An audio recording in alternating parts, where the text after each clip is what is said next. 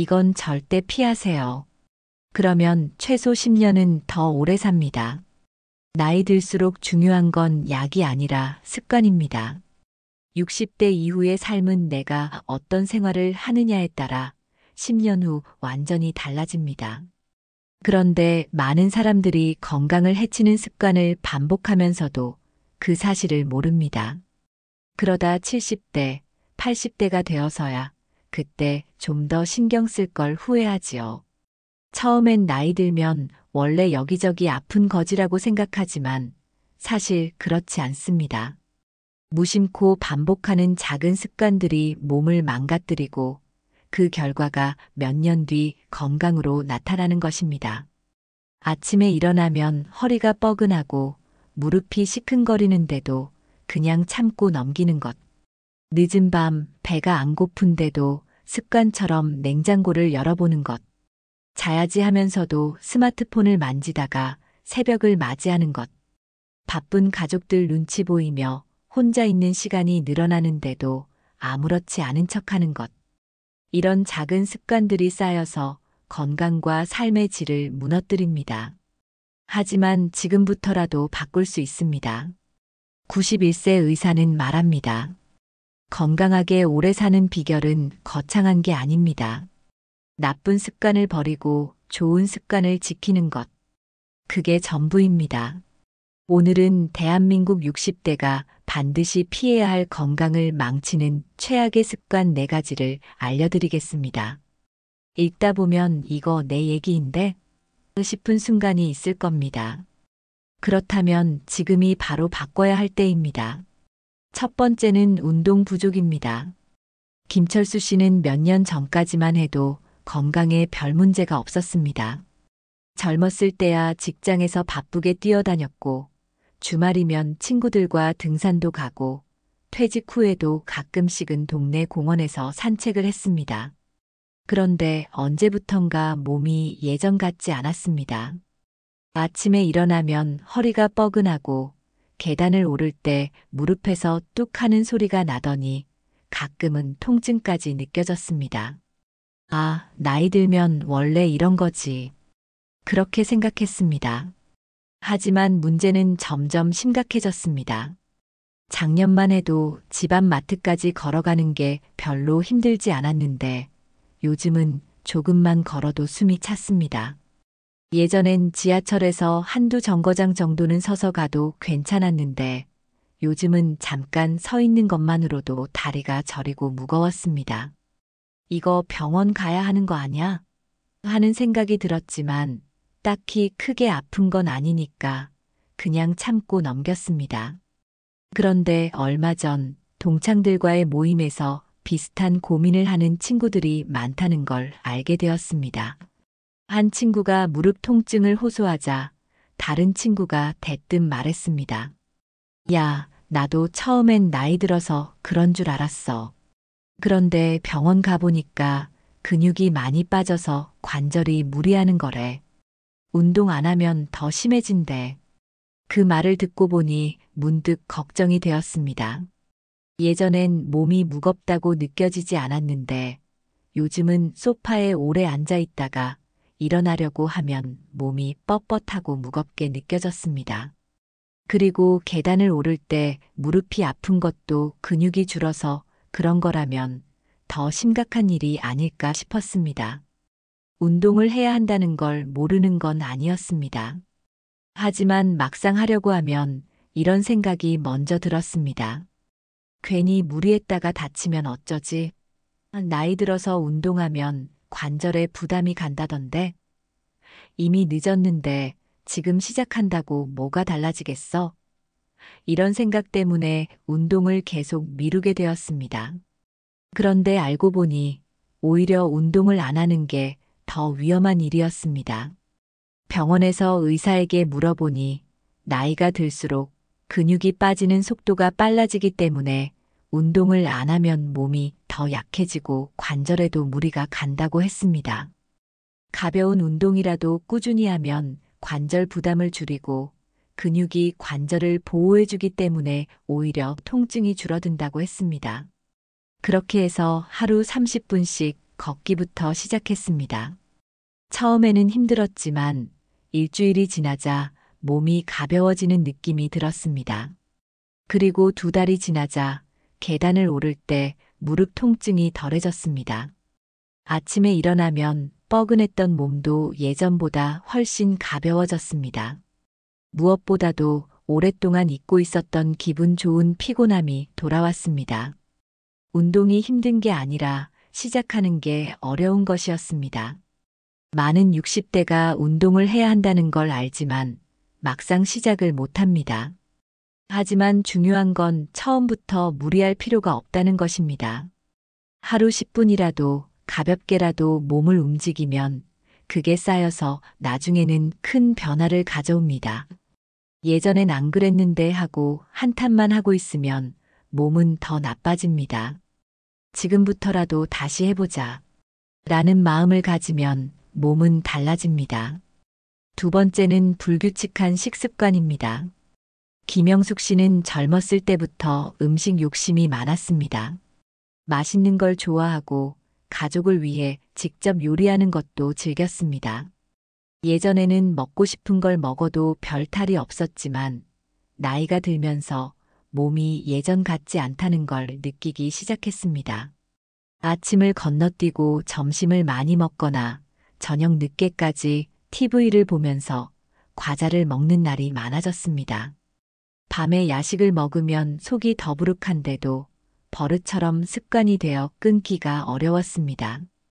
그뿐만 아니라 반찬을 만들 때도 예전처럼 간이 센 음식을 즐겨 먹다 보니 혈압이 높아졌고 건강검진에서 당뇨 전 단계라는 이야기를 들었습니다. 하지만 큰 병이 아니니 대수롭지 않게 넘겼습니다. 먹는 게 낙인데 이렇게까지 조심해야 하나 하는 생각이 들었습니다. 하지만 어느 날 거울을 보니 부쩍 부은 얼굴과 무거운 몸이 눈에 띄었습니다. 몸이 무겁고 쉽게 피곤해지는 것도 식습관 때문이라는 생각이 들었습니다. 얼마 전 친구들과 점심을 먹는데 한 친구가 말했습니다. 나 요즘 탄수화물 줄이고 식단 관리 좀 했더니 속도 편하고 몸이 한결 가벼워졌어. 그 말을 들으니 문득 신경이 쓰였습니다.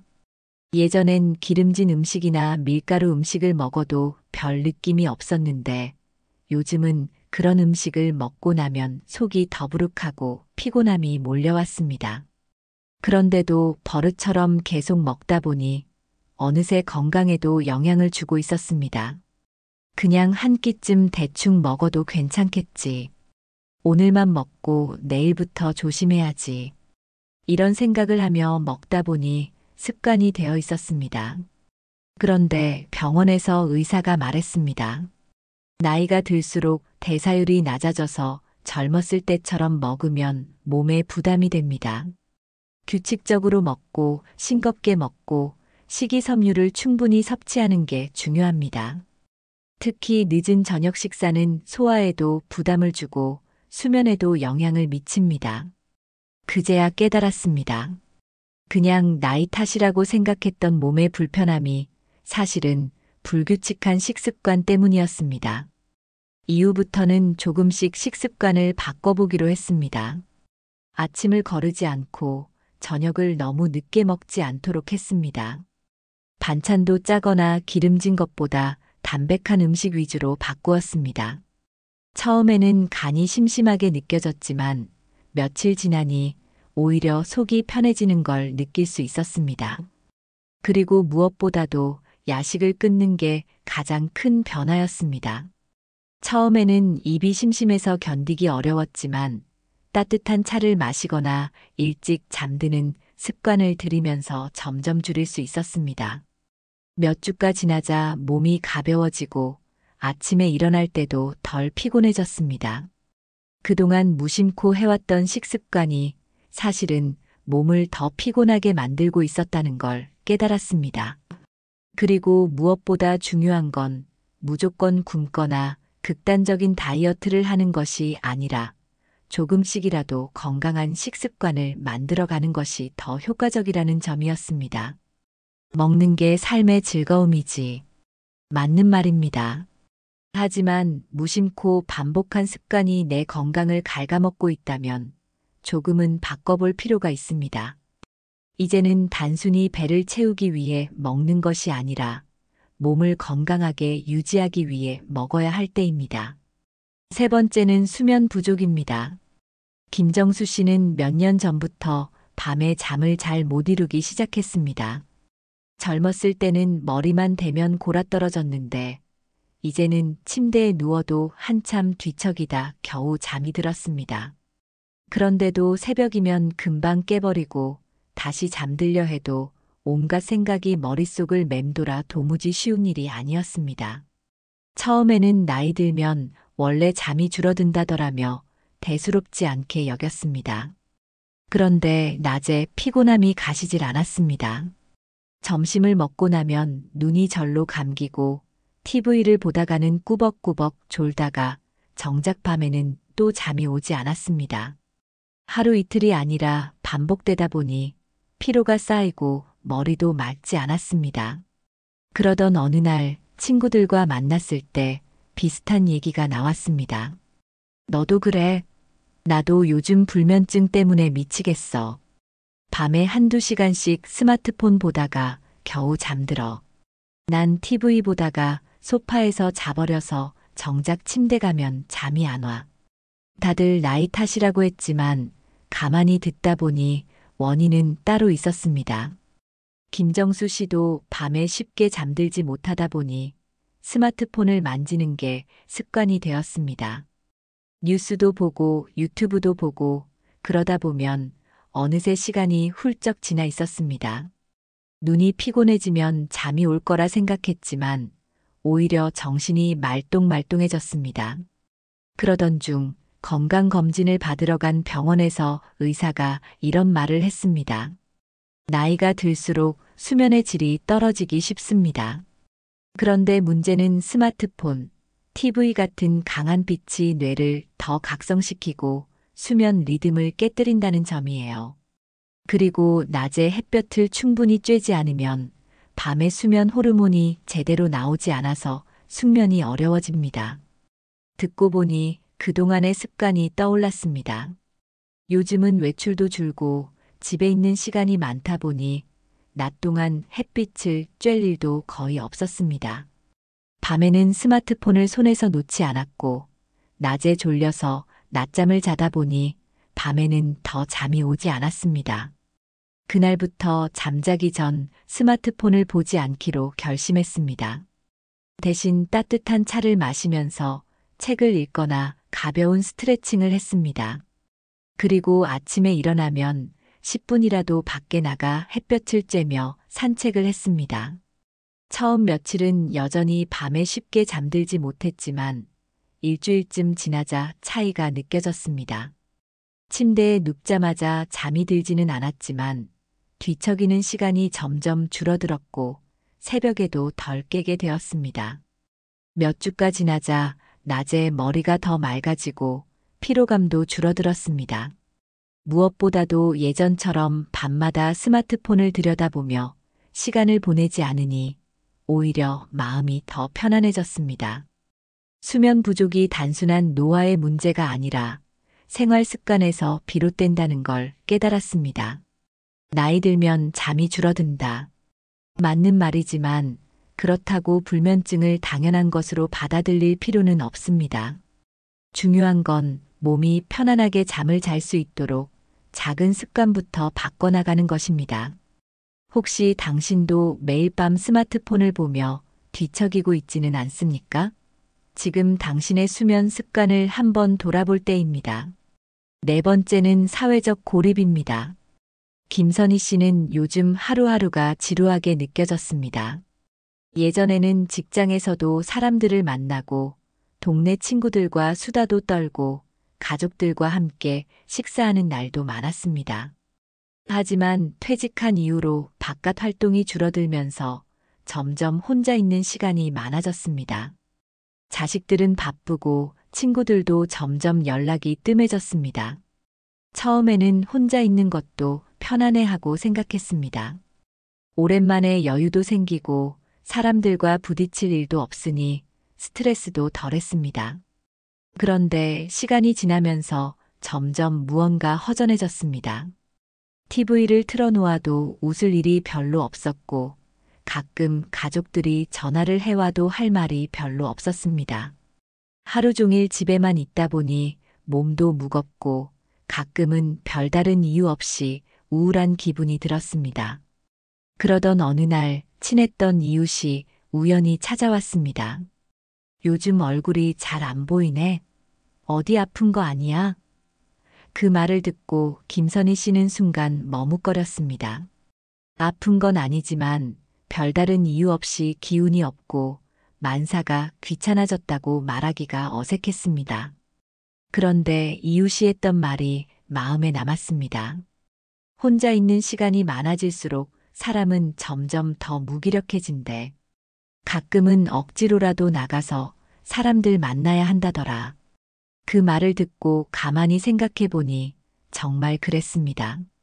요즘은 마트에 가는 것조차 귀찮아서 배달로 해결하고 가끔 친구들에게 연락이 와도 다음에 보자 하고 미뤘습니다. 그러다 보니 점점 바깥에 나갈 일이 없어졌고 사람들과 대화하는 것도 줄어들었습니다. 그러다 보니 점점 더 무기력해졌던 것이었습니다. 그날 이후로 일부러라도 밖에 나가보기로 했습니다. 동네 공원을 산책하면서 가볍게 인사를 나누고 오랜만에 친구들에게 먼저 연락을 해보았습니다. 처음에는 어색했지만 막상 만나서 이야기를 나누다 보니 기분이 훨씬 좋아졌습니다. 그리고 동네 문화센터에서 요가 수업을 한다는 걸 알게 되어 수강을 신청했습니다. 몇 주가 지나자 기분이 확연히 달라졌습니다. 아침에 일어나서 해야 할 일이 있다는 것이 생각보다 큰 변화를 가져왔습니다. 사람들과 대화를 나누다 보니 웃을 일도 많아졌고 기분도 한결 가벼워졌습니다. 혼자 있는 시간이 많아지면 점점 더 무기력해지고 나도 모르게 우울함이 스며들 수 있습니다. 하지만 작은 변화만으로도 충분히 활력을 되찾을 수 있습니다. 일부러라도 사람들과 만나고 새로운 취미를 찾아보고 가벼운 모임이라도 나가는 것이 중요합니다. 나이 들면 다 그런 거지. 그렇게 생각하며 혼자 있는 것이 익숙해졌다면 지금이라도 한 걸음 내디뎌 보시길 바랍니다. 작은 변화가 당신의 일상을 훨씬 더 활기차게 만들어줄 것입니다. 91세 의사 선생님이 말한 것처럼 건강하게 오래 사는 비결은 특별한 게 아닙니다.